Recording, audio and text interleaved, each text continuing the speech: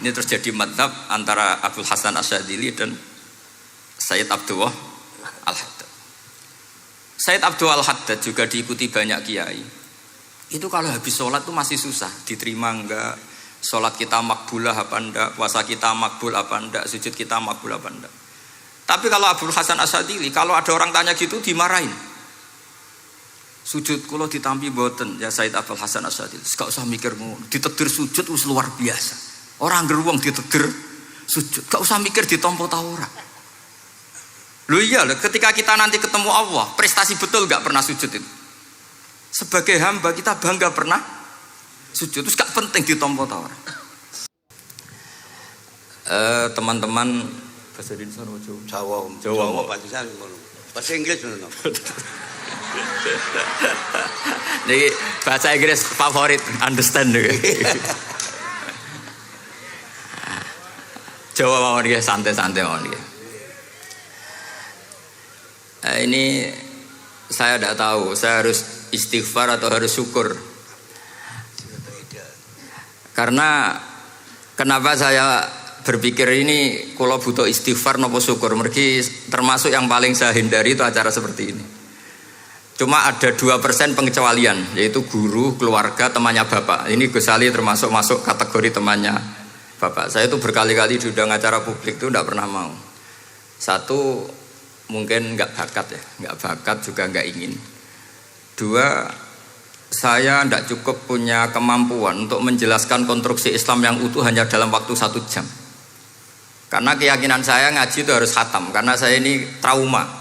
Kalau ngaji di depan Musannaf bilang kama sayati, sebagaimana yang akan datang. Setelah belajar di belakang kama sabako, seperti yang sudah kelewat. Sehingga gara-gara itu saya kalau sinau itu khatam dari min awali hatta akhiri. Karena yang satu di depan kama sayati, setelah di belakang kama sabako apa kama takotan. Yang jelas ilmu yang saya tekuni memang ilmu tafsir. Gus Ali tahu betul tentang bapak saya. Karena mulai kecil saya ini menangi beliau belum tenar-tenar amat, sampai sangat tenar, mungkin sampai langit kayak khawatir. Begini, dulu saya di sarang itu pernah rois takrib, rois Fathul Mu'in. Tapi yang menjadi saya tambah alim itu gara-gara gejolokan bapak begini. Hak dhisik ana wong imami saking semangate ngapalno hal ataka haditsul ghasyiyah Jumat-Jumat itu, karena dia ingin keren ya pakai surat panjang gitu. Terus dia datang ketika takbir langsung baca Bismillahirrahmanirrahim hal ataka haditsul ghasyiyah. Makmumnya bilang subhanallah. Karena dia agak pede dengan surat yang panjang diganti qul ya ayyuhal kafirun. Makmumnya masih bilang subhanallah.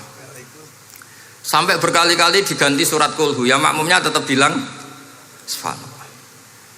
Karena nggak tahu caranya mengingatkan kalau imam itu tidak baca Fatihah. Karena ada satu cara, yaitu kon ngelingno ngangge napa subhanallah. Akhirnya wonten makmum sing nekat ora maca Fatihah. Nah, pertanyaan bapak saya, kamu harus berani ijtihad, merubah hanya satu pakem mengingatkan imam itu pakai subhanallah. Karena kalau kasus seperti ini nggak cukup diingatkan subhanallah. Niki adik-adik kira-kira batal mboten ngelingno imam muni ora maca Fatihah. Kalau sampean bilang batal berarti nggak ada solusinya. Kalau bilang sah itu beberapa kalimat yang dalam pakem sholat itu napa? Membatalkan. Sampean milih batal apa enggak? Enggak polling saja kayak pemilu. Sampai saya tuh cari-cari, akhirnya ketemu juga di kitab Mizan Kubro diterangkan oleh Imam Malik bahwa kalamul musolli, musolli itu ngomong, kalau itu manfaat, tapi jangan ditiru loh ya, dan darurat, ya, dan darurat, maka itu boleh dan tidak membatalkan sholat. Misalnya imam sholat kemudian di bawahnya ada bom atau ada ular kobra, kalau nggak ada cara ya mau tidak mau harus diingatkan pakai kalimat. Karena kalau subhanallah tok nanti gonta-ganti surat saja. Tahu-tahu mati dipatok ular apa? Kobra. Sehingga dari gejolokan-gejolokan seperti itu akhirnya saya berpikir. Sampai saya nyari kitab-kitab Al-Madzhabul Arba'ah. Karena memang nggak cukup. Terus pertanyaan kedua kata bapak saya tentang tradisi misalnya orang-orang kampung kalau bikin batu bata itu dari tanah, kemudian kadang makjunun bisirjin, kadang dicampur dengan apa? Sirjin. Nggak usah diterjemah, ini sambil latihan bahasa Arab katanya. Masa pondok internasional nggak bisa bahasa Inggris sama bahasa Arab? Makjun ya. Ternyata mazhab Syafi'iyahnya membolehkan atau nganggap alatut tohara itu dua, alma wa turab. Tapi ternyata dalam mazhab Hanafi termasuk alatut tadhir atau alatut tohara itu annar, yaitu api. Alasan Abu Hanifah, orang mukmin yang banyak dosanya itu untuk masuk surga itu disucikan dulu di neraka. Artinya annar itu al-mutahhirah. Nar itu gunanya mensucikan. Sehingga batu bata karena sudah mengalami proses dibakar, maka berarti suci meskipun makjunun bisirjin. Ya tapi jangan pakai tayamum, pakai apa? Nar. Jadi kalau Anda mandi junub atau nggak punya wudhu, kalau nggak ada turab sama apa? Air, ada solusinya yaitu wudhu pakai nar. Tapi itu jelas haram itu kalau itu, karena nggak mungkin nggak ada turab, itu nggak mungkin. Sehingga ini penting, gejolokan-gejolokan para ulama, para guru ini penting. Karena ternyata para nabi itu menjadi pinter, itu ya karena digojlok pangeran. Saya punya sekian contoh di kitab-kitab para wali. Ketika datang malakul mauti ke Nabi Ibrahim dan akan mengambil nyawanya, itu Nabi Ibrahim tangklek, kowe sapa? Aku malaikat. Ono apa? Ditugasno pangeran mencabut nyawa Anda. Terus kata Nabi Ibrahim, apa kamu tahu saya ini siapa? Ya tahu, Anda Khalilur Rahman, kamu kekasih Allah. Terus kata Nabi Ibrahim, hal ra'aita habiban yumitu habibah. Masa ada kekasih membunuh yang dikasih? Pasti Anda salah. Ya karena malaikat gak pernah ngaji di sini, di progresif ini. Dia tidak bisa jawab. Akhirnya niki kalau pamit, niki kalau sembuh niki cekap. Niki cekap. Bingung, mboten kulino niki bingung niki. Akhirnya malaikatnya matur malih teng pangeran. Ya Allah, kata Nabi Ibrahim logikanya begini, wahal ra'aita habiban yumitu habibah. Mosok kekasih kok dipateni kekasih. Terus kata Allah gini, ya sudah bilang gini sama Nabi Ibrahim, sama Ibrahim. Wahal ra'aita habiban yakrahu ayyalqa habibah. Mosok kekasih kok ora siap ketemu sing dikasih. Akhirnya Israel datang lagi. Balik mana? Gini logikanya dibalik sekarang begini gitu. Wahal ra'aita habiban yakrahu ayyalqa habibah. Terus Ibrahim bilang oke ya, enggak masalah, sudah. Artinya apa? Kita ini diajari satu logika. Logika apa saja? Ini Allah. Sehingga ya memang normalnya hidup tuh cerdas. Kata Ghazali, cerdas nyikapi apa? Realitas. Ini penting saya utarakan. Saya punya sekian contoh kecerdasan para nabi. Saya berkali-kali cerita, nabi yang sezaman itu sebetulnya 3, tapi yang ilmunya level itu hanya 2. Karena ada yang sezaman yaitu Ibrahim dan Lut. Tentu tidak level karena Nabi Lut itu pernah keponakan Nabi siapa? Ibrahim. Kedua Nabi Musa dan Nabi Harun. Tapi ini juga agak level karena Nabi Harun jadinya Nabi itu karena proposal Nabi Musa. Jadi proposal mulai dulu ya ada. Nah, Nabi Musa kita tahu adalah al-sak. Al-sak itu kalau ngendikan itu lesannya agak cedul ya. Cedul. Ini nanya jejer ke sana. Jadi kalau nggak bisa tanya ya. Bahasa Arabnya pokoknya al-sak, cedul ya. Cedul. Karena masyhur ya kita tahu cerita itu Musa yang kecil itu sebeling. Jadi nak digendong Fir'aun itu dijabuti jenggote. Padahal masih kecil. Sesuai Fir'aun curiga dasar Bani Israel. Lama-lama dia memutuskan sepatah ini aja ini jelas darah-darah Israel. Kita tahu Fir'aun adalah orang Kipti, orang Mesir. Setelah berkali-kali gitu terus tanya gini sama Asia, ini anak ini sudah bisa mikir, memang dasar Bani Israel jadi gak suka orang Kipti. Orang bah cah cilik biasa gak masalah. Singkatnya terus dites ada jamroh, ada bara api sama apel. Sebetulnya Musa ini sudah tahu mau ngambil apel. Tapi kalau dia ngambil apel dibunuh sama Firaun, berarti bisa membedakan. Akhirnya sama Jibril diarahkan ngambil apa? Api, jamroh tadi. Akhirnya agak ditelan terus menjadi lisannya apa? Cedul. Sampai sepuh jadi nabi tetap begitu. Makanya beliau ngendikan Rabbi shrah li sadri wa yassir li amri wahlul 'uqdatam min lisani yafqahu qawli. Terus proposalnya itu tadi waj'al li waziram min ahli Haruna akhi. Sebagian ayat lebih jelas lagi yaitu wa akhi Harun huwa afsahu minni lisanan fa arsilhu ma'iya rid ayyusaddiquni. Jadi dan saudara saya Harun lebih fasih berbicara daripada saya. Jadi kualitas ilmiahnya bagus Musa tapi jubirnya itu Harun. Ya kira-kira gak Mbah Lim dulu. Iya Mbah Lim. Ya. Jadi ini saya jubirnya Gus Ali, saya Harun, ini Musa. Maksudnya kaya karena sudah ada nabi. Singkat cerita karena Musa itu agak alsak sehingga Harun ini ya nggak levelnya. Padahal sezaman sehingga ya nggak pernah bantah-bantahan, nggak pernah adu argumen. Yang benar-benar nabi sezaman dan kemudian sering adu argumen adalah Isa dan Yahya. Kita tahu umurnya ya imbang, kualitas al-mazaya wal wa'il juga imbang. Nabi Isa kita tahu wa yukallimun nasa fil mahdi wa kahla. Mulai kecil bisa ngendikan, ya sudah pinter. Nabi Yahya kita tahu ya Yahya khudil kitaba biquwah wa atainaul hukma sabiyya. Jadi sama-sama pinter. Wa hananan min ladunna wa zakah wa kana taqiyya. Itu dua beliau ini menjadi satu manhaj besar dalam Islam. Itu kalau main ke salah satu kampung, itu Nabi Isa tanyanya aneh. Aina syirarun nas? Orang-orang yang jelek-jelek itu di mana? Orang-orang fasik itu rumahnya mana? Kalau Nabi Yahya tanya, aina khiyarun nas? Orang-orang baik itu di mana? Akhirnya dua beliau ini saling berargumentasi. Kenapa kamu tanya aina syirarun nas? Terus Nabi Isa katanya, lah kenapa kamu tanya aina khiyarun nas? Terus kata Nabi Yahya, enak kancanan wong soleh, gak ruwet kan. Kancanan wong soleh itu kan enak, gak dibodoni, gak ruwet. Pemene kancanan wong mati, sering bodoni gitu. Masyhur itu cerita Gus Dur, Gus kenapa sering ziarah? Kancanan wong urip sumpek. Iya. Wong mati gak tau bejo. Wong mati gak tau bejo. Ini teman ziarahnya Bapak. Wong mati gak tau bejo. Ya. Itu ya ini santai-santai saja, rileks saja. Karena saya sudah tahu mau ngomong apa. Nanti kalau ingin serius ya ngaji sama saya, harus khatam biar enggak jadi korban kama sayati sama kama takodam. Akhirnya Nabi Yahya gantian tanya, kenapa kamu tanya aina syirarun nas? Itu masyhur beliau. Ini dalam kitab Tabaqatul Asfiya karangan Abu Nu'aim Al-Asfihani. Riwayat Sufyan bin Uyainah, gurunya Imam Syafi'i. Jawabnya Nabi Isa unik.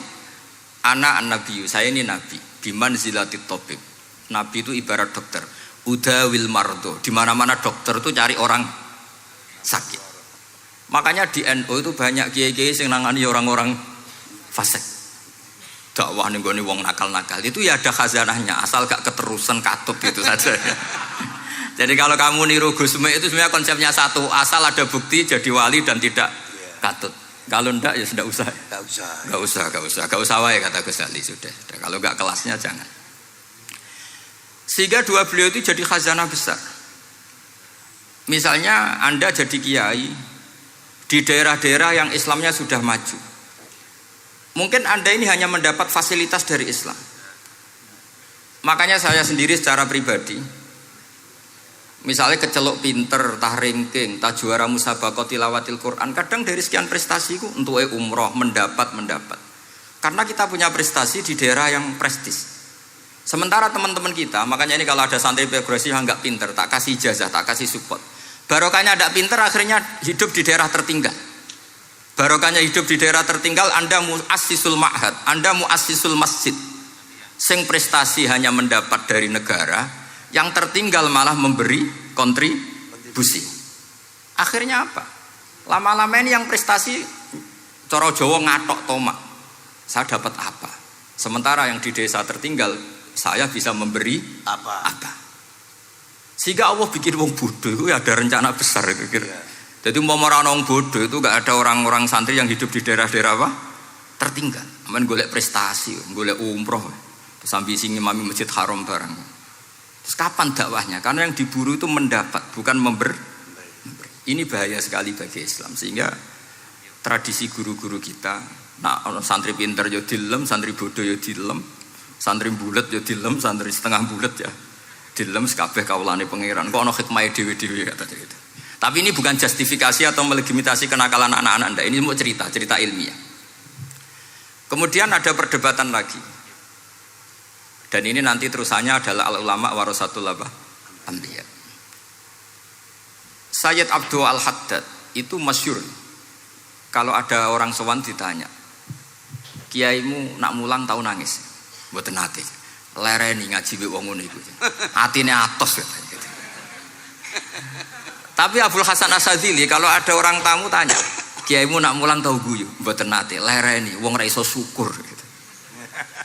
Jadi ini dua kutub besar. Siapa yang enggak tahu kewalian Abdul Hasan Asyadzili? Siapa yang enggak tahu kewalian Sayyid Abdul Al-Haddad? Nah ini kalau Gus Ali sudah dua-duanya guyu ya sering, nangis ya sering, sudah ini sudah makomen, ini sudah Majma'ul Bahrain kalau dalam ilmu tasawuf. Dan itu mirip perdebatan Nabi Yahya dan Nabi Isa. Nabi Yahya itu happy, hidupnya happy. Kayak bapak saya itu hidupnya happy. Zaman miskin saja gak pernah susah. Gak pernah susah ya. Bapak saya itu khasnya gak pernah susah. Mau meninggal saja masih guyon sama saya. Mau kapundhut itu seguyon kalian. Ya seneng, ya happy saja. Jadi mirip cerita Jalaluddin Ar-Rumi. Beliau mau kapundhut, muridnya nangis semua, marah-marah dia. Kamu murid-murid yang bodoh. Saya ini mau ketemu kasih kamu tangisi. Ayo joget semua. Makanya kalau ada orang mati kok ceria itu karena madzhab Jalaluddin apa? Ar-Rumi. Masyhur itu.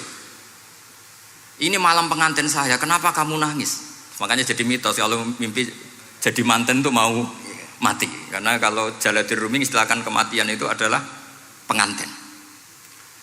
Umar bin Abdul Aziz, salah satu khomisul khulafa masyhur itu. Ketika mau kapundhut orang nangis semua juga dia marah. Memangnya saya mau kemana kok kamu tangisi?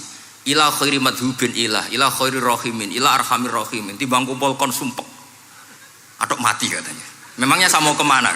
Ila khairi madhubin ila, kedat yang terbaik yang kita tuju.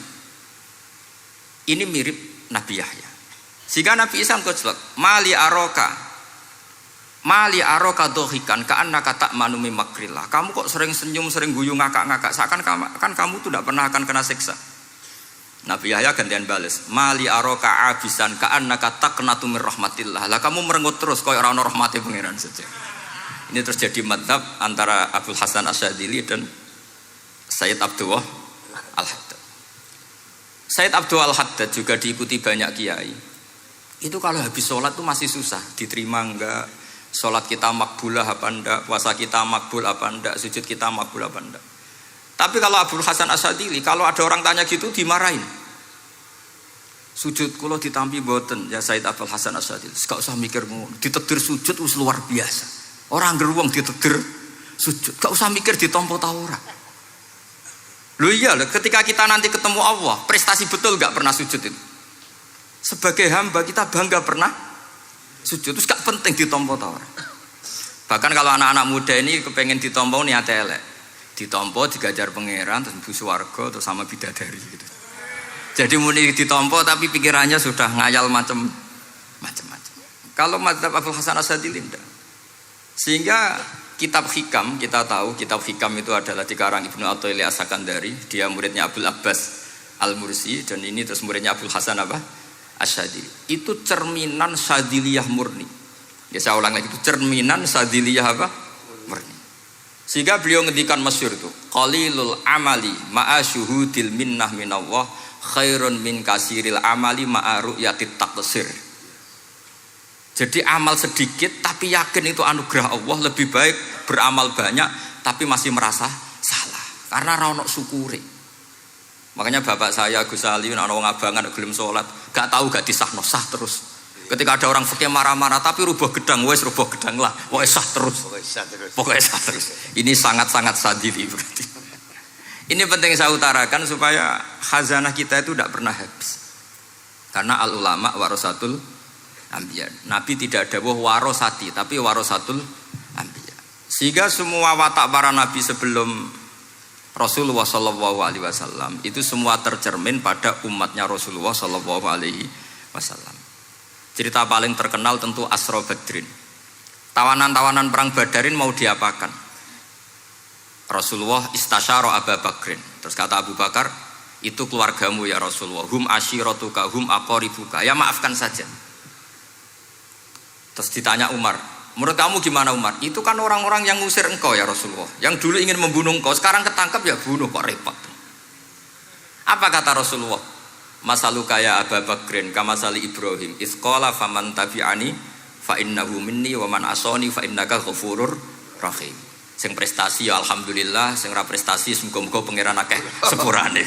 Sudah gitu iya aja cara kesali ya sis ngono kok repot. Wa masaluka ya Umar kamasalin Nuh isqala rabbi la tadzar alal ardi minal kafirina dayara. Sudah habisi saja ning donya kok kafir. Tapi anehnya apa? Rasulullah akhudha bi madzhabi Abi Bakar. Nabi mengambil pendapatnya siapa? Abu Bakar. Karena Nabi kena khitab anit tabi millata Ibrahim apa? Hanifah. Akhirnya terus keterusan. Akeh kiai NU nek ana umat salah dibarno nganti ra roh nak salah. Makanya kenangan saya sama Mbah Sal Mahfud karena beliau itu sepupu sama Mbah saya di Sahal itu. Kata Mbah Sal gini, "Hak umpama pantes," kata beliau ini, "umpama pantes, pondok-pondok itu tak sertifikat." Kenapa, Mbah?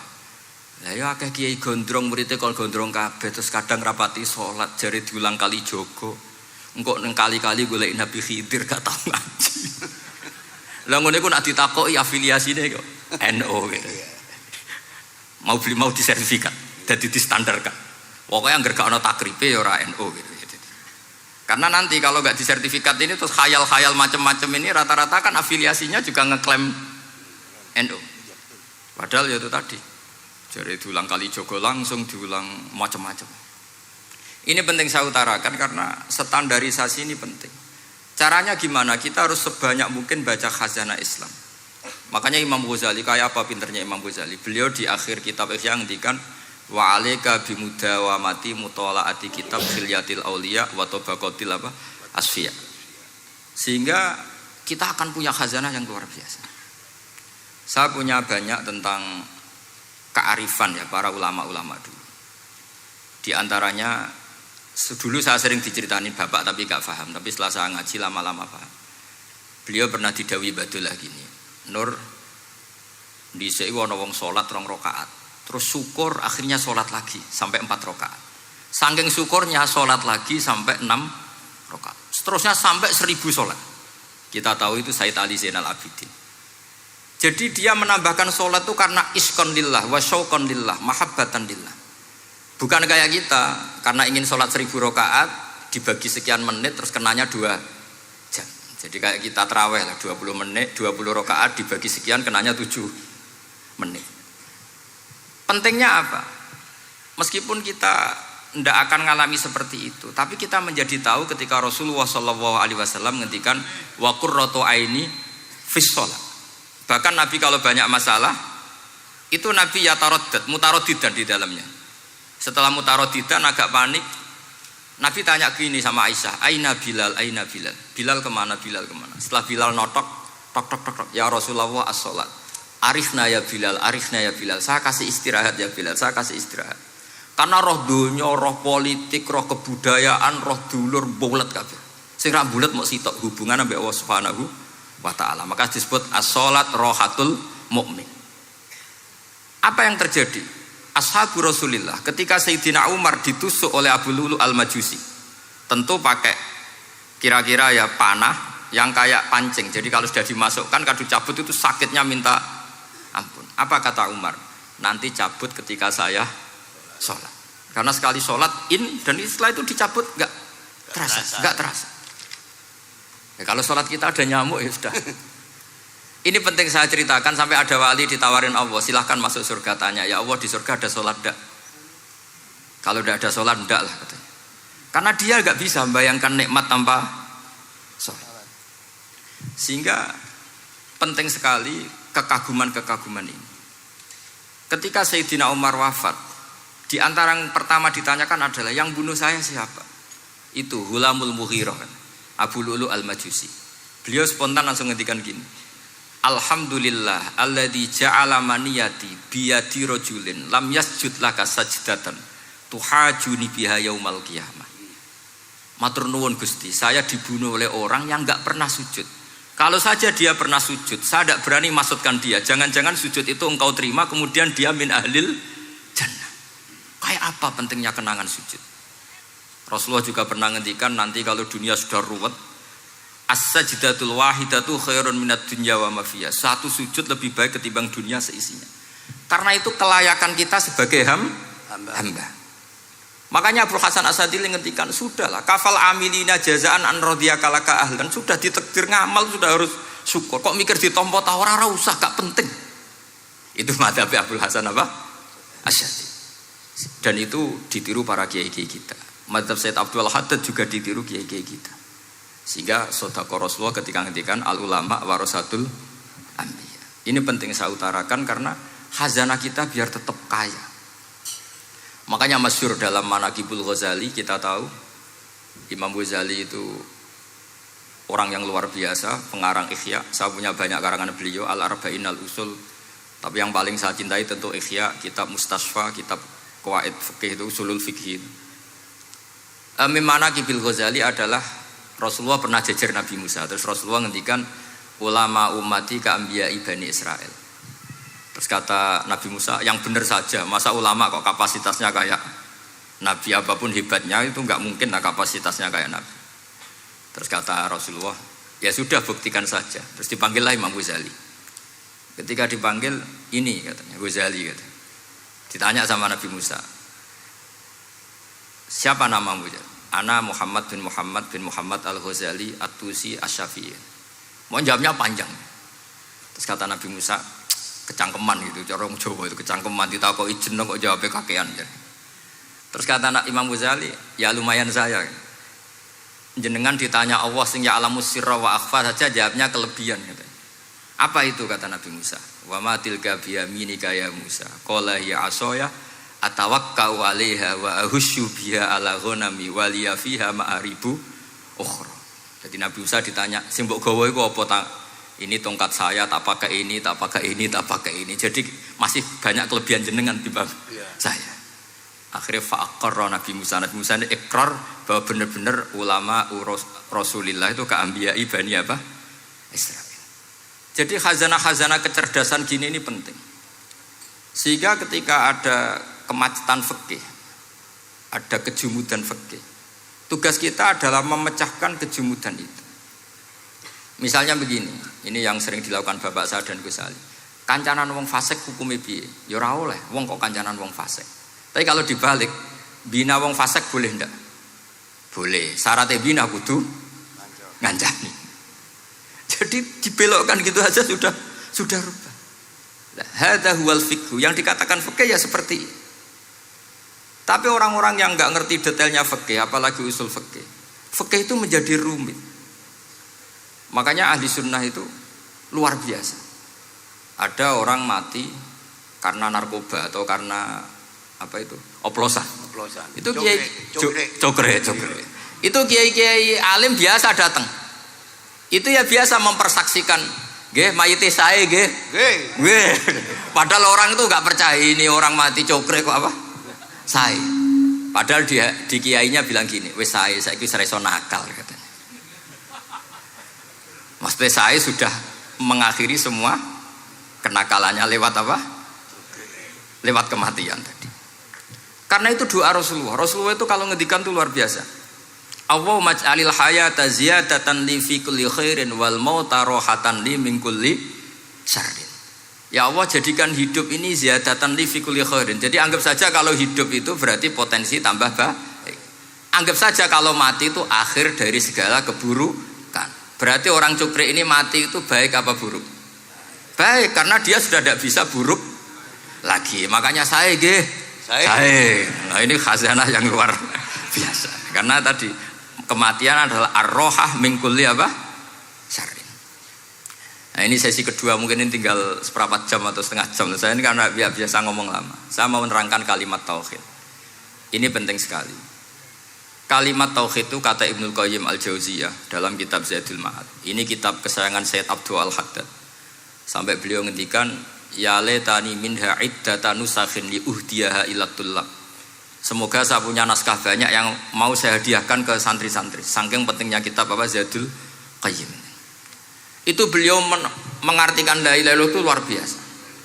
Kalimat ini adalah kalimat super. Allah bikin surga juga demi kalimat ini. Siapa yang menerima kalimat ini maka masuk surga. Yang menolak kalimat ini maka dimasukkan neraka. Kita tahu neraka itu kalau ada batu dicemplung itu sampai ke bawah itu nunggu 70 tahun. Kayak apa kedalamannya? Bego siapa saja tidak akan bisa itu bikin apa? Neraka. Karena kalau batu dijatuhkan nunggu 70 tahun itu sampai kok riha. Itu dibikin juga untuk orang yang menolak la ilaha illallah. Kemudian karena manusia butuh latihan, dibikinlah langit dan bumi supaya didiami manusia untuk menerima konsep la ilaha illallah. Karena manusia butuh pelatih, diutuslah para rasul untuk melatih la ilaha illallah. Dan kalimat ini andaikan ada orang kafir 70 tahun, kemudian dia melafadzkan la ilaha illallah Muhammadur Rasulullah, maka semua kekafirannya dihilang. Maka santri-santri yang aswaja ini harus yakin, ia adalah kalimatun dakhala bihal kafiru al-islam. Ini kalimat yang orang kafir 70 tahun saja menjadi muslim. Tapi sekarang banyak gerakan dengan kalimat yang sama malah orang Islam menjadi kafir. Itu kira-kira kelompok aneh nopo boten. Hanya karena la ilaha illallah banyak kelipatok dihukumi kafir. Gara-gara la ilaha illallah bibitung dino diharani kafir. Wong kalimat ini sing kafir wae dadi mukmin. Sekarang dengan kalimat yang sama yang mukmin jadi kafir. Ini apa-apaan? Kira-kira gitu. Cara madzhab ini apa-apa. Ini penting saya utarakan. Jadi kepastian tauhid. Ngendikane pangeran kul lil ladzina kafaru iyantahu yughfar lahum ma qad salaf. Makanya Abdul Hasan As-Sadili ketika nafsirkan fa'lam annahu la ilaha illallah wastaghfir li dzambika walil mu'minina wal itu ai bihadhil kalimah kata beliau. Kamu harus camkan bahwa la ilaha illallah dan setelah itu kamu baru sah istighfar untuk kamu sendiri maupun untuk orang mukmin siapapun, mukmin mukminah. Kita tahu andaikan kita punya keluarga kafirah atau murtadah sah enggak diistighfari? Enggak sah. Tapi sefasik apapun asal dia min ahli tauhid maka sah diistighfari karena fa'lam annahu la ilaha illallah wastaghfir lidzambika walil mu'minin. Jadi sahnya mengistighfarkan orang lain hanya dengan satu syarat yaitu dia min ahli la ilaha illallah Muhammadur Rasulullah. Sehingga dalam cerita-cerita kewalian, dan ini saya percaya cerita ini karena saya pernah menemukan di Musnad Ahmad, saya menemukan di Ithaf syaratnya Ihya, juga di kitabnya Said Muhammad Abu Abdul Farad itu. Dulu itu ada wali yang tukang bikin Istanbul itu. Pernah dengar tuh Istanbul itu yang Quran kecil itu. Kalau sekarang kan dibikin masif 5.000-an. Kalau dulu masih asli. Itu Kiai Sarbini itu kayak Mbah Khalil Bangkalan. Jadi karena dia orang penting itu, nak diundang orang itu, ya engkau nak ditakoki pangeran muni rombongan. Jadi kayak Mbah Khalil juga Mesir gitu.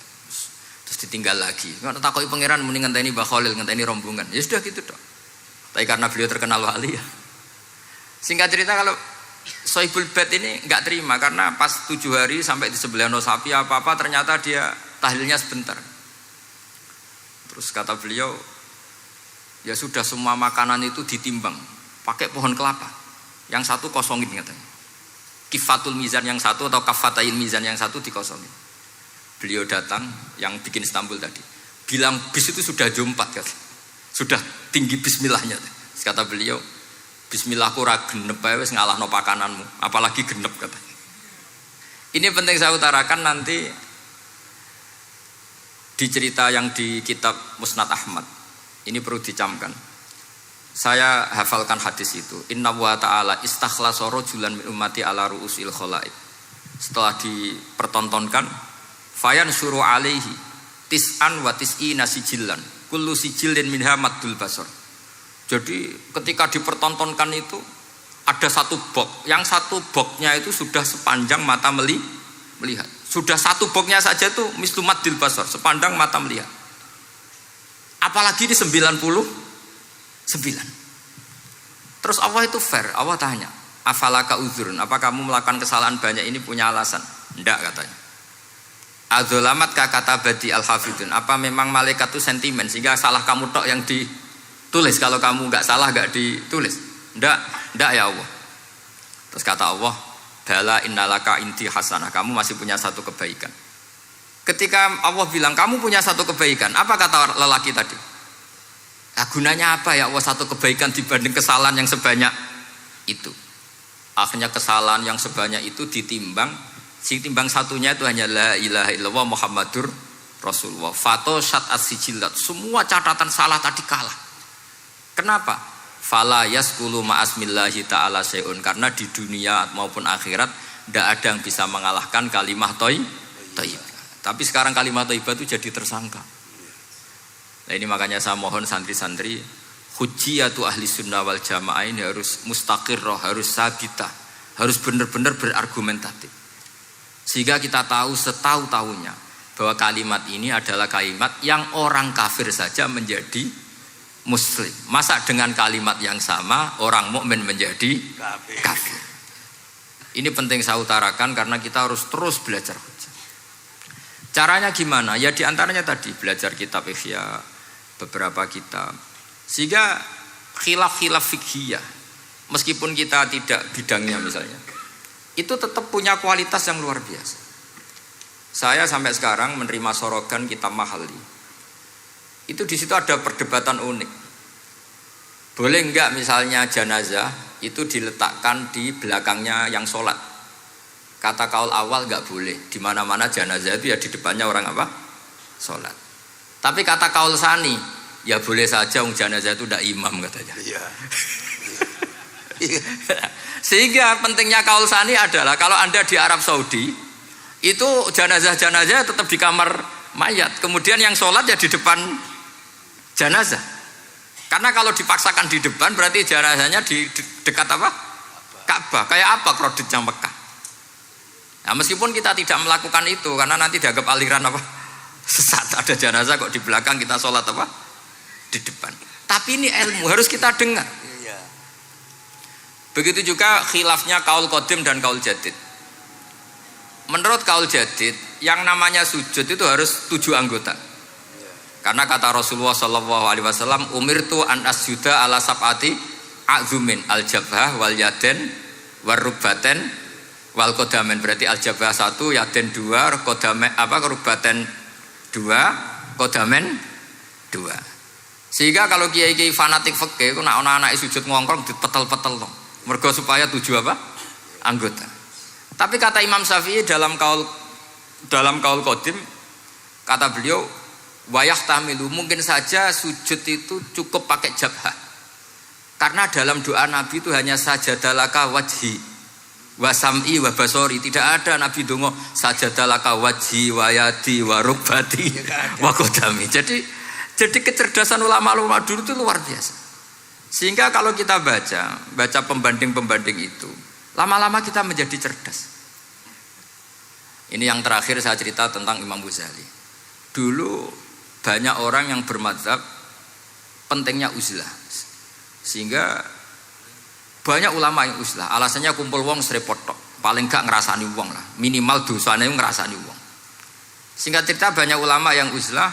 Kemudian umat ini dipimpin aliran-aliran sesat. Terus ulama yang uzlah-uzlah itu diparani sama ulama yang sudah jadi wali.